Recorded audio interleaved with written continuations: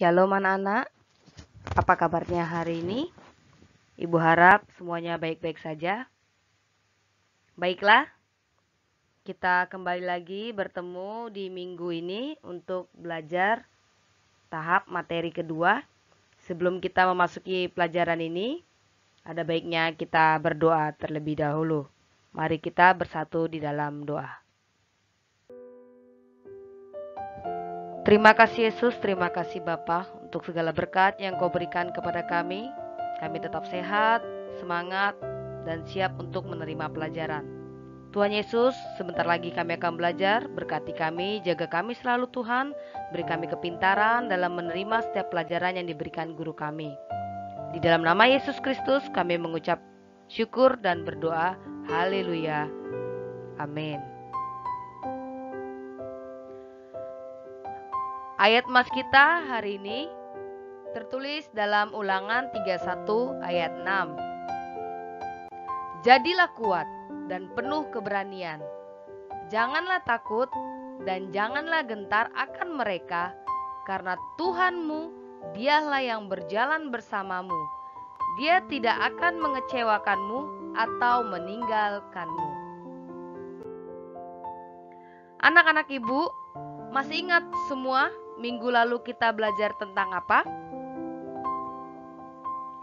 Ya benar, Allah memberi pertumbuhan bagi manusia. Apakah sudah dikumpul semua tugasnya? Ya, ibu harap semua sudah kumpul ya. Jadi masih ingat kan tugas kemarin tentang apa? Di mana anak-anak ibu mengumpulkan beberapa foto ketika bayi, kanak-kanak, anak-anak, remaja sampai sekarang. Apakah perubahan-perubahan yang terjadi? Dimana misalnya anak-anak dulu hanya bisanya nangis aja, waktu bayi bisanya cuma nangis, lalu bertumbuh lagi. Apa perubahan-perubahan yang terjadi? Lalu ketika sudah bertumbuh terus dari anak-anak, lalu dari remaja bertumbuh lagi menjadi dewasa. Apa sih dewasa itu? Menurut KBBI atau Kamus Besar Bahasa Indonesia, dewasa itu diartikan menjadi 3 arti. Yang pertama artinya sampai umur. Sudah umurnya, sudah waktunya. Berapa umurnya? Itu misalnya 18 tahun ke atas atau 21 tahun ke atas. Lalu sudah akil balik. Bukan kanak-kanak lagi atau remaja lagi. Lalu telah mencapai kematangan kelamin. Matang cara berpikirnya. Jadi KBBI ini membagi menjadi 2 tipe. Tipe menurut dari fisik dan tipe menurut dari kematangan pemikiran. Lalu apa sih bahasa Latinnya dewasa? Bahasa Latin dewasa artinya ada adult. Apa itu adult? Adult artinya tumbuh menjadi dewasa. Bertumbuh dia menjadi dewasa. Sebelumnya apa? Ada bayi, kanak-kanak, remaja, dan bertumbuh menjadi dewasa. Telah bertumbuh menjadi kekuatan dan ukuran yang sempurna. Sudah ada powernya, sudah ada kekuatannya, dan mencapai ukuran yang sempurna.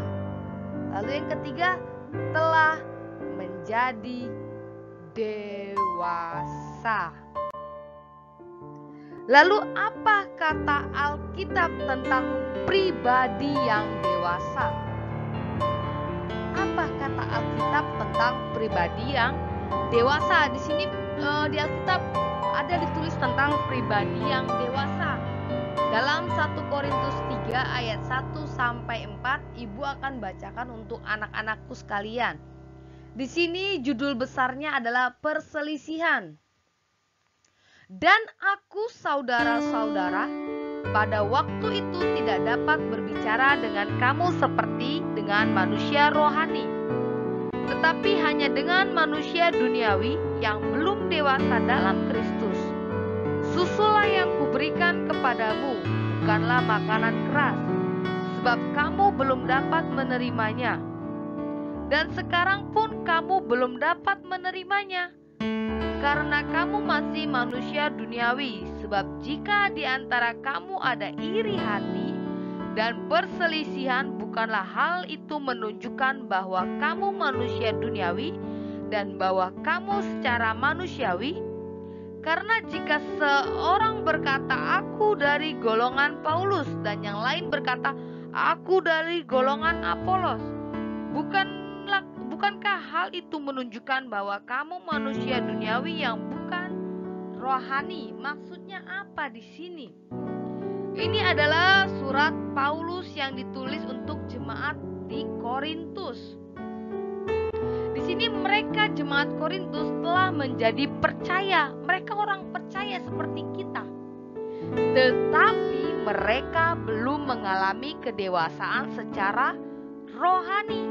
Mereka masih hidup dalam keinginan daging dan mengutamakan kepentingan mereka sendiri. Di mana di dalam kitab Galatia, kalau keinginan daging itu berlawanan dengan keinginan roh. Kita sudah belajar itu waktu kelas 10 kemarin tentang keinginan daging dan tentang keinginan roh. Jadi nggak bisa digabung, dicampur adukan antara keinginan daging dengan keinginan roh. Kita harus matikan keinginan daging itu agar keinginan roh kita terus berkobar-kobar. Harus kita jauhkan keinginan-keinginan daging itu. Seperti kita jemaat Korintus itu. Kita dan jemaat Korintus adalah orang percaya, tetapi belum dewasa secara rohani. Karena apa? Karena masih mengikuti keinginan daging. Mereka itu manusia duniawi, sama seperti bayi yang masih membutuhkan susu dan belum dapat mengonsumsi makanan keras seperti orang dewasa. Jadi jemaat Korintus itu diibaratkan seperti bayi yang bisa hanya minum susu, hanya bisa menelan cair, belum bisa mengunyah, hanya bisa yang manis-manis saja yang diterima. Dia belum bisa mengonsumsi makanan keras, belum tahu cara mengunyah, belum tahu cara menggigit, belum tahu. Mereka belum punya gigi yang keras. Mereka seperti bayi yang hanya menerima saja. Seperti itu. Lalu di sini juga dikatakan jemaat Korintus masih dikuasai oleh iri hati dan perselisihan. Contohnya di mana? Dia masih mengatakan aku dari golongan Apolos, aku dari golongan Paulus. Mereka ada iri hati, ada perselisihan. Mereka nggak mau disama-samain. Mereka merasa dirinya lebih rohani. Mereka merasa dirinya lebih percaya dibanding golongan yang lain. Dan mereka adalah manusia duniawi. Itu artinya mereka belum dewasa di dalam Kristus. Pribadi yang telah dewasa tidak akan mementingkan dirinya sendiri atau mengutamakan hal-hal duniawi. Pribadi dewasa akan memusatkan perhatiannya kepada kehendak Kristus dan menjadi rekan sekerja Allah untuk melakukan semua kehendak Allah di bumi. Jadi pribadi dewasa tidak ditentukan oleh berapa banyak usia seseorang. Pribadi dewasa adalah pribadi yang telah mengalami pembaruan oleh Kristus sehingga hidupnya tidak lagi berpusat pada hal-hal duniawi, melainkan pada nilai-nilai kehidupan dengan melakukan kebenaran di seluruh aspek hidupnya. Baiklah anak-anak, coba semua buka bukunya halaman 6. Buka bukunya di halaman 6. Sudah buka semua? Di halaman 6 itu ada latihan. Di poin B.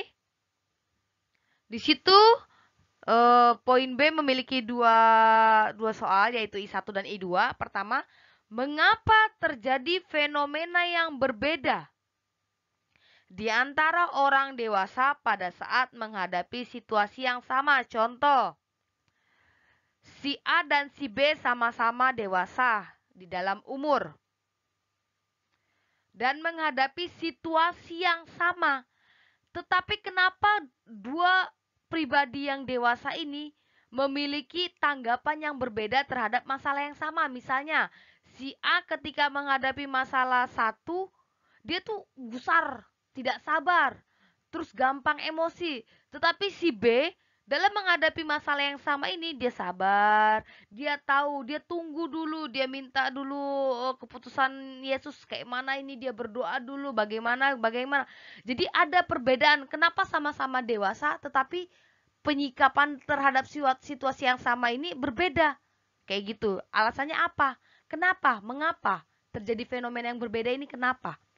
Lalu yang kedua, apakah yang terjadi apabila orang pada usia dewasa tetapi tidak menunjukkan sikap sebagai orang dewasa yang tidak bertanggung jawab? Jadi ini masih berhubungan kepada soal yang pertama. Lalu yang dilanjutkan lagi soal yang kedua, apa yang terjadi kalau orang yang tidak dewasa, yang udah dewasa itu tetapi tidak dewasa?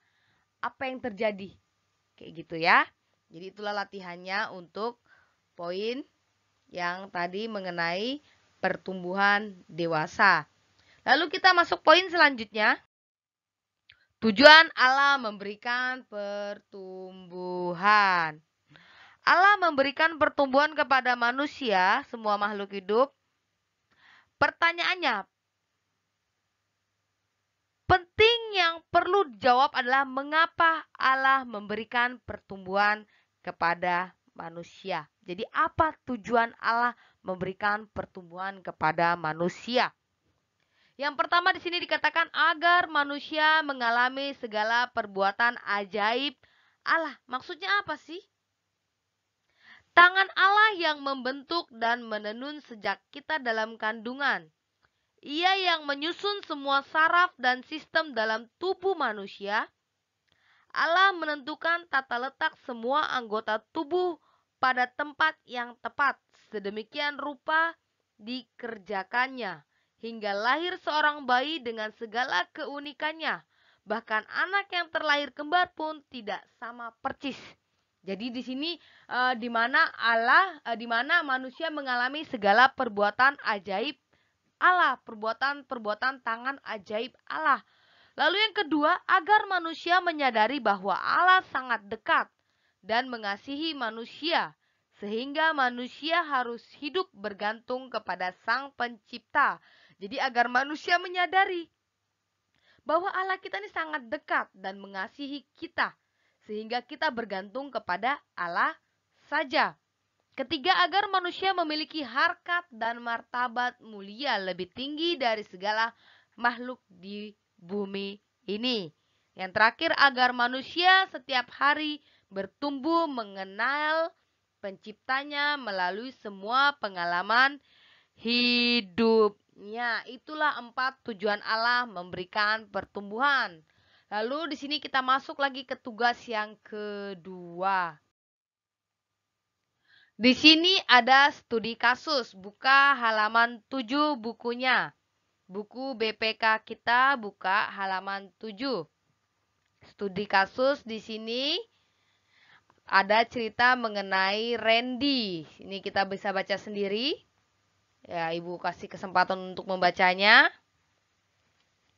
Lalu buka di halaman 8. Di sini di halaman 8 ada soal bagian I2. Yaitu yang pertama catat. Kalau yang sudah punya buku bisa dilihat halaman 8, yang belum punya buku catat. Pertama, 1. Bagaimana pendapatmu tentang Randy? 2. Apakah Randy akan berhasil dalam hidupnya kelak? 3. Kalau kecepatan di pause aja ya.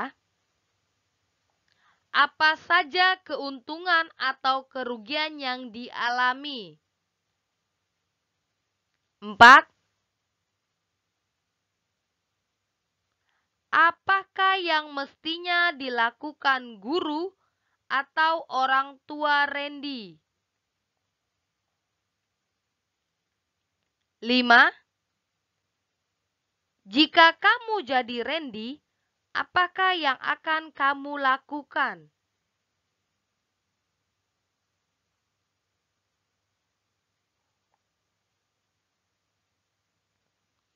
6. Selidiki latar belakang pada permasalahan Randy dan kumpulkan datanya.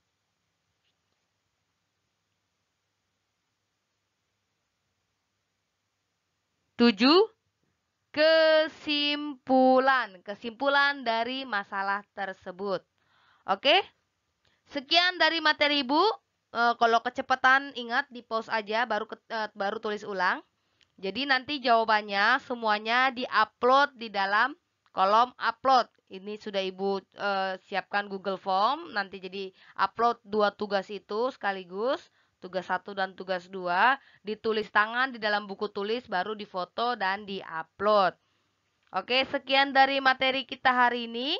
Kita tutup di dalam doa. Terima kasih Yesus, terima kasih Bapa untuk segala berkat yang Kau berikan Tuhan. Kami telah selesai belajar Tuhan, kiranya Engkau tetap memberkati kami, menjaga kami selalu. Di dalam nama Yesus Kristus kami berdoa dan mengucap syukur. Haleluya. Amin. Oke, sekian pelajaran hari ini anak-anak. Shalom.